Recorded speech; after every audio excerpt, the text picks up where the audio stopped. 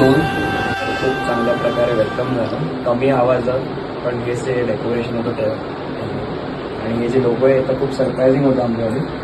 Thank you so much. मी तर shock आहे की एवढी तुम्ही मेहनत एवढ्या दमलेल्या असून एवढी केली सगळी. खूप प्रसन्न वाटतंय मला. खूप छान वेलकम होतं माझं. थँक्यू.